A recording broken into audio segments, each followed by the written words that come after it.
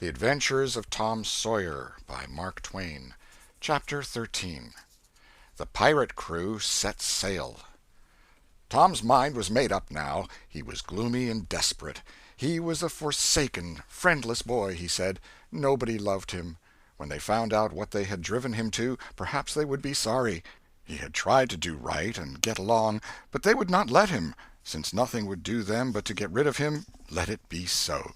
And let them blame him for the consequences. Why shouldn't they? What right had the friendless to complain? Yes, they had forced him to it at last. He would lead a life of crime. There was no choice. By this time he was far down Meadow Lane, and the bell for school to "take up" tingled faintly upon his ear. He sobbed, now, to think he should never, never hear that old familiar sound any more. It was very hard, but it was forced on him. Since he was driven out into the cold world, he must submit. But he forgave them. Then the sobs came thick and fast. Just at this point he met his soul's sworn comrade, Joe Harper, hard-eyed and with evidently a great and dismal purpose in his heart. Plainly here were two souls with but a single thought. Tom, wiping his eyes with his sleeve, began to blubber out something about a resolution to escape from hard usage and lack of sympathy at home by roaming abroad into the great world never to return, and ended by hoping that Joe would not forget him. But it transpired that this was a request which Joe had just been going to make of Tom, and had come to hunt him up for that purpose. His mother had whipped him for drinking some cream which he had never tasted and knew nothing about. It was plain that she was tired of him and wished him to go. If she felt that way, there was nothing for him to do but succumb. He hoped she would be happy, and never regret having driven her poor boy out into the unfeeling world to suffer and die. As the two boys walked sorrowing along, they made a new compact to stand by each other and be brothers, and never separate till death relieved them of their troubles.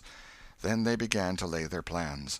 Joe was for being a hermit and living on crusts in a remote cave, and dying, sometime, of cold and want and grief.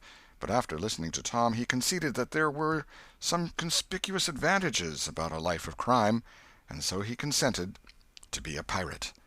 3 miles below St. Petersburg, at a point where the Mississippi River was a trifle over a mile wide, there was a long, narrow, wooded island, with a shallow bar at the head of it, and this offered well as a rendezvous. It was not inhabited. It lay far over towards the further shore, abreast a dense and almost wholly unpeopled forest. So Jackson's Island was chosen. Who were to be the subjects of their piracies was a matter that did not occur to them. Then they hunted up Huckleberry Finn, and he joined them promptly, for all careers were one to him. He was indifferent. They presently separated to meet at a lonely spot on the river bank 2 miles above the village at the favorite hour, which was midnight. There was a small log raft there which they meant to capture. Each would bring hooks and lines, and such provision as he could steal in the most dark and mysterious way, as became outlaws, and before the afternoon was done they had all managed to enjoy the sweet glory of spreading the fact that pretty soon the town would hear something. All who got this vague hint were cautioned to be mum and wait.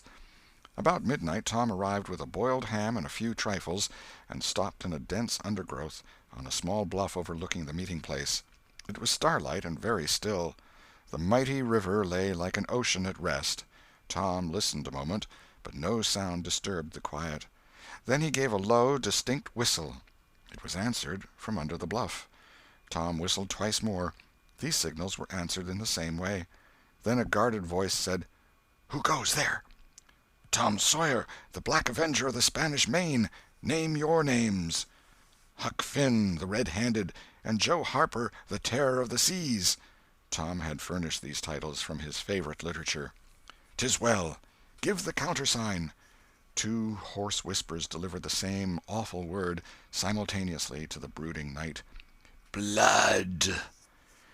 Then Tom tumbled his ham over the bluff and let himself down after it, tearing both skin and clothes to some extent in the effort. There was an easy, comfortable path along the shore under the bluff, but it lacked the advantages of difficulty and danger so valued by a pirate. The Terror of the Seas had brought a side of bacon, and had about worn himself out with getting it there. Finn, the red-handed, had stolen a skillet and a quantity of half-cured leaf tobacco, and had also brought a few corn-cobs to make pipes with. But none of the pirates smoked or chewed but himself. The Black Avenger of the Spanish Main said it would never do to start without some fire. That was a wise thought. Matches were hardly known there in that day. They saw a fire smouldering upon a great raft 100 yards above, and they went stealthily thither and helped themselves to a chunk.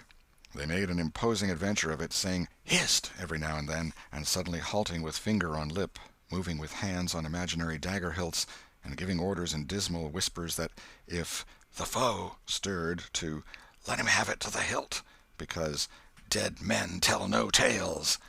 They knew well enough that the raftsmen were all down at the village laying in stores or having a spree, but still that was no excuse for their conducting this thing in an unpiratical way. They shoved off presently, Tom in command, Huck at the after oar, and Joe at the forward. Tom stood amidships, gloomy-browed, and with folded arms, and gave his orders in a low, stern whisper. "Luff, and bring her to the wind." "Aye, aye, sir." "Steady, steady." "Steady it is, sir." "Let her go off a point." "Point it is, sir." As the boys steadily and monotonously drove the raft toward midstream, it was no doubt understood that these orders were given only for style, and were not intended to mean anything in particular. "What sail's she carrying?" "Courses, topsails, and flying jib, sir." "Send the r'yals up. Lay out aloft there, half a dozen of ye, fore-topmansts'l. Lively now." "Aye, aye, sir." "Shake out that main t'gallantsail. Sheets and braces. Now, my hearties." "Aye, aye, sir." "Heel 'em a lee, hard a port. Stand by to meet her when she comes. Port, port, now, men, with a will. Steady." "Steady it is, sir." The raft drew beyond the middle of the river. The boys pointed her head right, and then lay on their oars. The river was not high, so there was not more than a 2 or 3 mile current. Hardly a word was said during the next 3/4 of an hour. Now the raft was passing before the distant town. 2 or 3 glimmering lights showed where it lay, peacefully sleeping, beyond the vague vast sweep of a star-gemmed water, unconscious of the tremendous event that was happening. The Black Avenger stood still with folded arms, looking his last upon the scene of his former joys and his later sufferings, and wishing she could see him now, abroad on the wild sea, facing peril and death with dauntless heart, going to his doom with a grim smile on his lips. It was but a small strain on his imagination to remove Jackson Island beyond eye-shot of the village, and so he "looked his last" with a broken and satisfied heart. The other pirates were looking their last, too, and they all looked so long that they came near letting the current drift them out of the range of the island, but they discovered the danger in time and made shift to avert it. About 2 o'clock in the morning the raft grounded on the bar 200 yards above the head of the island, and they waded back and forth until they had landed their freight. Part of the little raft's belongings consisted of an old sail, and this they spread over a nook in the bushes for a tent to shelter their provisions, but they themselves would sleep in the open air in good weather, as became outlaws. They built a fire against the side of a great log 20 or 30 steps within the somber depths of the forest, and then cooked some bacon in the frying-pan for supper, and used up half of the corn-pone stock they had brought. It seemed glorious sport to be feasting in that wild, free way in the virgin forest of an unexplored and uninhabited island, far from the haunts of men, and they said they never would return to civilization. The climbing fire lit up their faces and threw its ruddy glare upon the pillared tree-trunks of their forest temple, and upon the varnished foliage and festooning vines. When the last crisp slice of bacon was gone, and the last allowance of corn-pone devoured, the boys stretched themselves out on the grass, filled with contentment. They could have found a cooler place, but they would not deny themselves such a romantic feature as the roasting campfire. "Ain't it gay?" said Joe. "It's nuts," said Tom. "What would the boys say if they could see us?" "Say? Well, they'd just die to be here. Hey, Hucky?" "I reckon so," said Huckleberry. "Anyways, I'm suited. I don't want nothing better'n this. I don't ever get enough to eat, generally, and here they can't come and pick at a feller and bully-rag him so."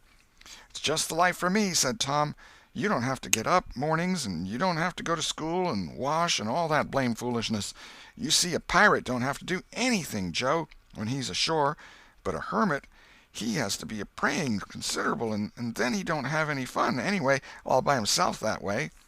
"Oh, yes, that's so," said Joe, "but I hadn't thought much about it, you know. I'd a good deal rather be a pirate, now that I've tried it." "You see," said Tom, "people don't go much on hermits nowadays, like they used to in the old times, but a pirate's always respected, and a hermit's got to sleep on the hardest place he can find, and put sackcloth and ashes on his head, and stand out in the rain, and—" "What does he put sackcloth and ashes on his head for?" inquired Huck. "I don't know, but they's got to do it. Hermits always do. You'd have to do that if you was a hermit." "Derned if I would," said Huck. "Well, what would you do?" "I don't know, but I wouldn't do that." "Why, Huck, you'd have to. How'd you get around it?" "Why, I just wouldn't stand it. I'd run away." "Run away? Well, you would be a nice old slouch of a hermit. You'd be a disgrace." The red-handed made no response, being better employed. He had finished gouging out a cob, and now he fitted a weed stem to it, loaded it with tobacco, and was pressing a coal to the charge and blowing a cloud of fragrant smoke. He was in the full bloom of luxurious contentment. The other pirates envied him this majestic vice, and secretly resolved to acquire it shortly. Presently Huck said, "What does pirates have to do?" Tom said, "Oh, they have just a bully time. Take ships and burn them, and get the money and bury it in awful places in their island where there's ghosts and things to watch it, and kill everybody in the ships, and make 'em walk a plank." "And they carry the women to the island," said Joe. "They don't kill the women." "No," assented Tom, "they don't kill the women. They're too noble, and the women's always beautiful, too." "And don't they wear the bulliest clothes? Oh, no, all gold and silver and diamonds," said Joe, with enthusiasm. "Who?" said Huck. "Why, the pirates." Huck scanned his own clothing forlornly. "I reckon I ain't dressed fitting for a pirate," said he, with a regretful pathos in his voice, "but I ain't got none but these." But the other boys told him the fine clothes would come fast enough after they should have begun their adventures. They made him understand that his poor rags would do to begin with, though it was customary for wealthy pirates to start with a proper wardrobe. Gradually their talk died out, and drowsiness began to steal upon the eyelids of the little waifs. The pipe dropped from the fingers of the red-handed, and he slept the sleep of the conscience-free and the weary. The Terror of the Seas and the Black Avenger of the Spanish Main had more difficulty in getting to sleep. They said their prayers inwardly and lying down, since there was nobody there with authority to make them kneel and recite aloud. In truth, they had a mind not to say them at all, but they were afraid to proceed to such lengths at that, lest they might call down a sudden and special thunderbolt from heaven. Then at once they reached and hovered upon the imminent verge of sleep. But an intruder came, now, that would not down. It was conscience. They began to feel a vague fear that they had been doing wrong to run away, and next they thought of the stolen meat, and then the real torture came. They tried to argue it away by reminding conscience that they had purloined sweetmeats and apples scores of times, but conscience was not to be appeased by such thin plausibilities. It seemed to them in the end that there was no getting around the stubborn fact that taking sweetmeats was only hooking, while taking bacon and hams and such valuables was plain simple stealing. And there was a command against that in the Bible. So they inwardly resolved that so long as they remained in the business, their piracies should not again be sullied with the crime of stealing. Then conscience granted a truce, and these curiously inconsistent pirates fell peacefully to sleep. End of Chapter 13. Chapter 14. Happy Camp of the Freebooters. When Tom awoke in the morning, he wondered where he was. He sat up and rubbed his eyes and looked around. Then he comprehended. It was the cool, gray dawn, and there was a delicious sense of repose and peace in the deep, pervading calm and silence of the woods. Not a leaf stirred, not a sound obtruded upon great Nature's meditation. Beaded dewdrops stood upon the leaves and grasses, a white layer of ashes covered the fire, and a thin blue breath of smoke rose straight into the air. Joe and Huck still slept. Now, far away in the woods, a bird called. Another answered. Presently the hammering of a woodpecker was heard. Gradually the cool, dim gray of the morning whitened, and as gradually sounds multiplied and life manifested itself. The marvel of nature shaking off sleep and going to work unfolded itself to the musing boy. A little green worm came crawling over a dewy leaf, lifting two-thirds of his body into the air from time to time and sniffing around, then proceeding again, for he was measuring, Tom said, and when the worm approached him of its own accord, he sat as still as a stone, with his hopes rising and falling by turns, as the creature still came toward him or seemed inclined to go elsewhere. And when at last it considered a painful moment with its curved body in the air and then came decisively down upon Tom's leg and began journeying over him, his whole heart was glad, for that meant that he was going to have a new suit of clothes, without the shadow of a doubt a gaudy piratical uniform. Now a procession of ants appeared, from nowhere in particular, and went about their labors. One struggled manfully by with a dead spider 5 times as big as itself in its arms, and lugged it straight up a tree trunk. A brown-spotted ladybug climbed the dizzy height of a grass-blade, and Tom bent down close to it and said, "Ladybug, ladybug, fly away home. Your house is on fire, your children's alone." And she took wing and went off to see about it, which did not surprise the boy, for he knew of old that this insect was credulous about conflagrations, and he had practised upon its simplicity more than once. A tumblebug came next, heaving sturdily at its ball, and Tom touched the creature to see it shut its legs against its body and pretend to be dead. The birds were fairly rioting by this time. A catbird, the northern mocker, lit in a tree over Tom's head, and trilled out her imitations of her neighbors in a rapture of enjoyment. Then a shrill jay swept down, a flash of blue flame, and stopped on a twig almost within the boy's reach, cocked his head to one side, and eyed the strangers with a consuming curiosity. A gray squirrel and a big fellow of the fox kind came scurrying along, sitting up at intervals to inspect and chatter at the boys, for the wild things had probably never seen a human being before and scarcely knew whether to be afraid or not. All nature was wide awake and stirring now. Long lances of sunlight pierced down through the dense foliage far and near, and a few butterflies came fluttering upon the scene. Tom stirred up the other pirates, and they all clattered away with a shout, and in a minute or two were stripped and chasing after and tumbling over each other in the shallow limpid water of the white sandbar. They felt no longing for the little village sleeping in the distance beyond the majestic waste of water. A vagrant current, or a slight rise in the river, had carried off their raft, but this only gratified them, since its going was something like burning the bridge between them and civilization. They came back to camp wonderfully refreshed, glad-hearted, and ravenous, and they soon had the campfire blazing up again. Huck found a spring of clear cold water close by, and the boys made cups of broad oak or hickory leaves, and felt that water, sweetened with such wildwood charm as that, would be a good enough substitute for coffee. While Joe was slicing bacon for breakfast, Tom and Huck asked him to hold on a minute. They stepped to a promising nook in the river bank and threw in their lines. Almost immediately they had reward. Joe had not had time to get impatient before they were back again with some handsome bass, a couple of sun perch, and a small catfish, provisions enough for quite a family. They fried the fish with the bacon, and were astonished, for no fish had ever seemed so delicious before.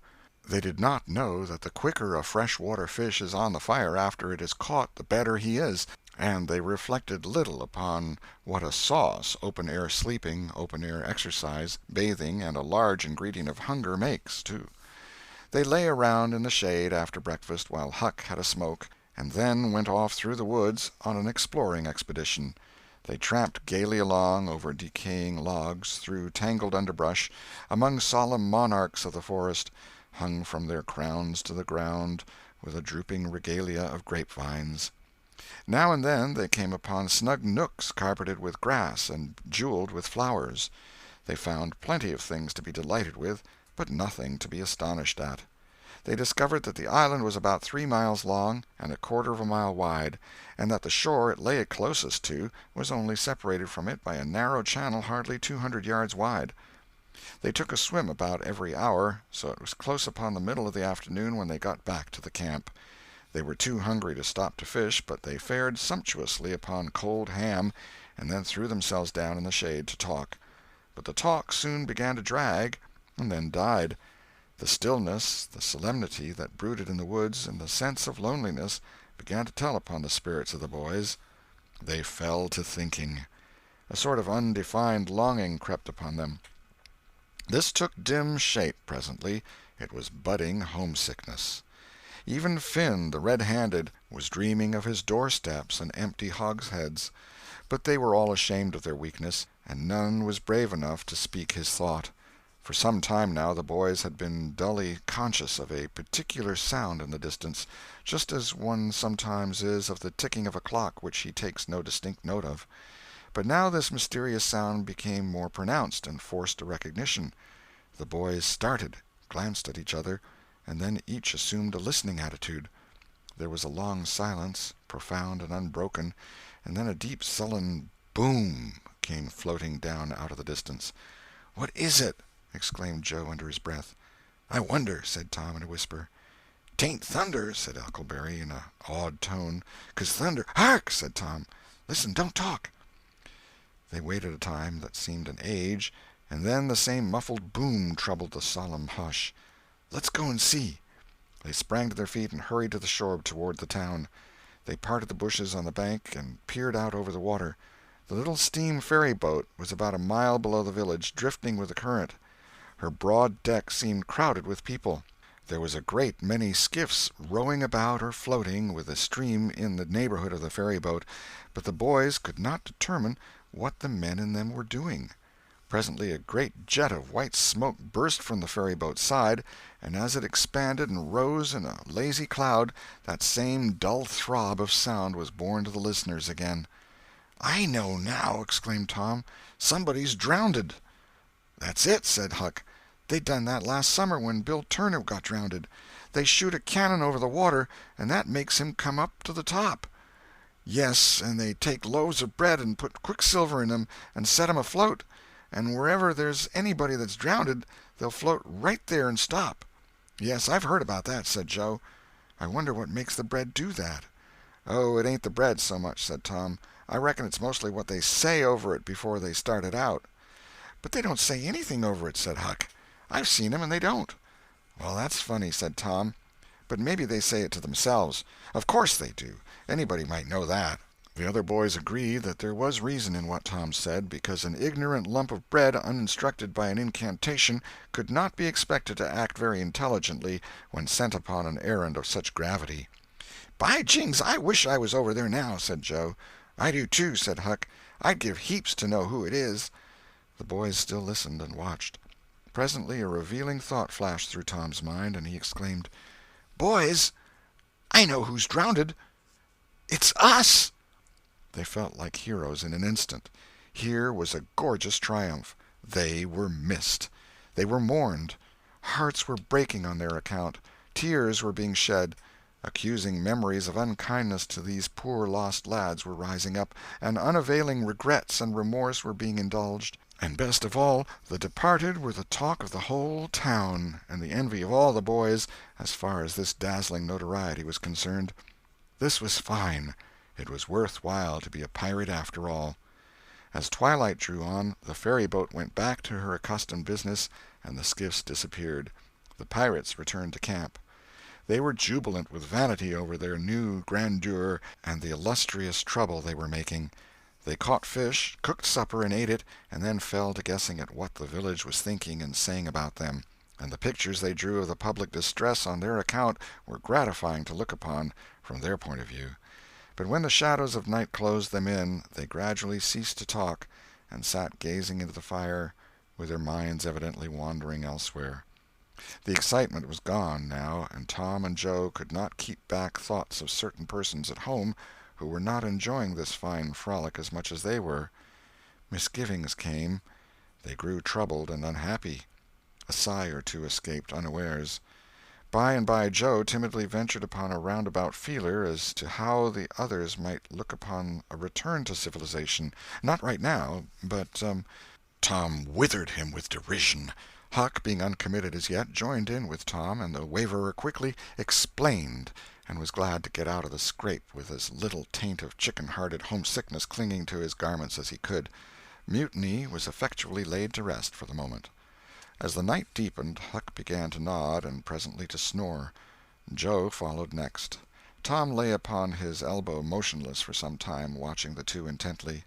At last he got up cautiously on his knees and went searching among the grass and the flickering reflections flung by the campfire. He picked up and inspected several large semi-cylinders of the thin white bark of a sycamore, and finally chose two which seemed to suit him. Then he knelt by the fire and painfully wrote something upon each of these with his red keel. One he rolled up and put in his jacket pocket, and the other he put in Joe's hat and removed it to a little distance from the owner.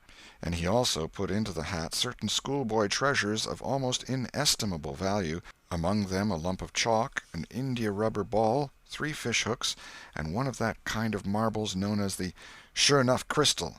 Then he tiptoed his way cautiously among the trees till he felt that he was out of hearing, and straightway broke into a keen run in the direction of the sandbar. End of Chapter 14. Chapter 15. Tom's Stealthy Visit Home. A few minutes later Tom was in the shoal water of the bar, wading toward the Illinois shore. Before the depth reached his middle he was halfway over. The current would permit no more wading now, so he struck out confidently to swim the remaining 100 yards. He swam quartering upstream, but still was swept downward rather faster than he had expected. However, he reached the shore finally, and drifted along till he found a low place and drew himself out. He put his hand on his jacket pocket, found his piece of bark safe, and then struck through the woods, following the shore with streaming garments. Shortly before 10 o'clock he came out into an open place opposite the village, and saw the ferryboat lying in the shadow of the trees and the high bank. Everything was quiet under the blinking stars. He crept down the bank, watching with all his eyes, slipped into the water, swam 3 or 4 strokes, and climbed into the skiff that did yawl duty at the boat's stern. He laid himself down under the thwarts and waited, panting. Presently the cracked bell tapped, and a voice gave the order to "cast off." A minute or two later the skiff's head was standing high up against the boat's swell, and the voyage was begun. Tom felt happy in his success, for he knew it was the boat's last trip for the night. At the end of a long 12 or 15 minutes the wheel stopped, and Tom slipped overboard and swam ashore in the dusk, landing 50 yards downstream, out of danger of possible stragglers. He flew along unfrequented alleys, and shortly found himself at his aunt's back fence. He climbed over, approached the L, and looked in at the sitting-room window, for a light was burning there. There sat Aunt Polly, Sid, Mary, and Joe Harper's mother, grouped together, talking. They were by the bed, and the bed was between them and the door. Tom went to the door and began to softly lift the latch. Then he pressed gently, and the door yielded a crack. He continued pushing cautiously, and quaking every time it creaked, till he judged he might squeeze through on his knees. So he put his head through and began warily. "What makes the candles blow so?" said Aunt Polly. Tom hurried up. "Why, that door's open, I believe. Why, of course it is. No end of strange things now. Go along and shut it, Sid." Tom disappeared under the bed just in time. He lay and breathed himself for a while, then crept to where he could almost touch his aunt's foot. "But as I was saying," said Aunt Polly, "he warn't bad, so to say, only mischievous, only just giddy and harum-scarum, you know. He warn't any more responsible than a colt. He never meant any harm, and he was the best-hearted boy that ever was," and she began to cry. "It was just so with my Joe, always full of his devilment and up to every kind of mischief, but he was just as unselfish and kind as he could be. And laws bless me, to think I went and whipped him for taking that cream, never once recollecting that I throwed it out myself because it was sour, and I never to see him again in this world, never, never, never, poor abused boy." And Mrs. Harper sobbed as if her heart would break. "I hope Tom's better off where he is," said Sid. "But if he'd been better in some ways—" "Sid!" Tom felt the glare of the old lady's eye, though he could not see it. "Not a word against my Tom, now that he's gone. God'll take care of him. Never you trouble yourself, sir. Oh, Mrs. Harper, I don't know how to give him up. I don't know how to give him up. He was such a comfort to me, although he tormented my old heart out of me most. The Lord giveth, and the Lord hath taken away. Blessed be the name of the Lord. But it's so hard, oh, it's so hard. Only last Saturday my Joe busted a firecracker right under my nose, and I knocked him sprawling. Little did I know then how soon. Oh, if it was to do over again, I'd hug him and bless him for it.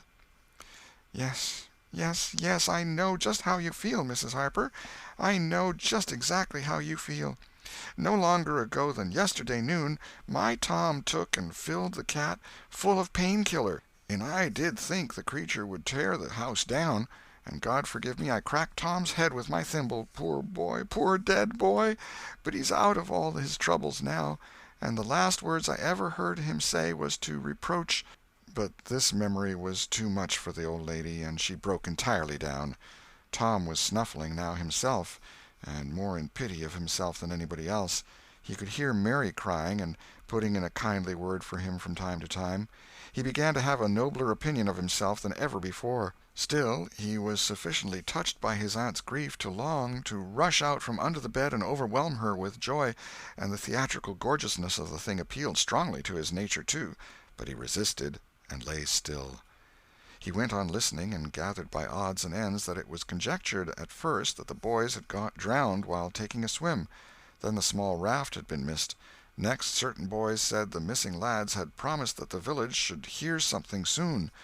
The wise heads had put this and that together, and decided that the lads had gone off on that raft and would turn up at the next town below presently.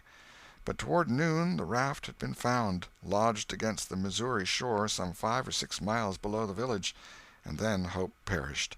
They must be drowned, else hunger would have driven them home by nightfall, if not sooner. It was believed that the search for the bodies had been a fruitless effort, merely because the drowning must have occurred in mid-channel, since the boys, being good swimmers, would otherwise have escaped to shore. This was Wednesday night. If the bodies continued missing until Sunday, all hope would be given over, and the funerals would be preached on that morning. Tom shuddered. Mrs. Harper gave a sobbing good night and turned to go. Then, with a mutual impulse, the two bereaved women flung themselves into each other's arms and had a good, consoling cry, and then parted. Aunt Polly was tender far beyond her wont in her good night to Sid and Mary. Sid snuffled a bit, and Mary went off crying with all her heart. Aunt Polly knelt down and prayed for Tom so touchingly, so appealingly, and with such measureless love in her words and her old trembling voice, that he was weltering in tears again long before she was through. He had to keep still long after she went to bed, for she kept making broken-hearted ejaculations from time to time, tossing unrestfully and turning over. But at last she was still, only moaning a little in her sleep. Now the boy stole out, rose gradually from the bedside, shaded the candle-light with his hand, and stood regarding her. His heart was full of pity for her. He took out his sycamore scroll and placed it by the candle. But something occurred to him, and he lingered considering. His face lighted with a happy solution of his thought. He put the bark hastily in his pocket. Then he bent over and kissed the faded lips, and straightway made his stealthy exit, latching the door behind him. He threaded his way back to the ferry landing, found nobody at large there, and walked boldly on board the boat, for he knew she was tenantless except that there was a watchman who always turned in and slept like a graven image. He untied the skiff at the stern, slipped into it, and was soon rowing cautiously upstream. When he had pulled a mile above the village, he started quartering across and bent himself stoutly to his work. He hit the landing on the other side neatly, for this was a familiar bit of work for him. He was moved to capture the skiff, arguing that it might be considered a ship and therefore a legitimate prey for a pirate, but he knew a thorough search would be made for it, and that might end in revelations. So he stepped ashore and entered the wood. He sat down and took a long rest, torturing himself meantime to keep awake, and then started warily down the home stretch. The night was far spent. It was broad daylight before he found himself fairly abreast the island bar. He rested again until the sun was well up and gilding the great river with its splendor, and then he plunged into the stream. A little later he paused, dripping, upon the threshold of the camp, and heard Joe say, "No, Tom's true blue, Huck. He'll come back. He won't desert. He knows that would be a disgrace to a pirate, and Tom's too proud for that sort of thing. He's up to something or other. I wonder what. Well, the things is ours, anyway, ain't they?" "Pretty near, but not yet, Huck. The writing says they are if he ain't back here to breakfast." "Which he is!" exclaimed Tom, with fine dramatic effect, stepping grandly into camp. A sumptuous breakfast of bacon and fish was shortly provided, and as the boys set to work upon it, Tom recounted, and adorned, his adventures. They were a vain and boastful company of heroes when the tale was done. Then Tom hid himself away in a shady nook to sleep till noon, and the other pirates got ready to fish and explore. End of chapter 15.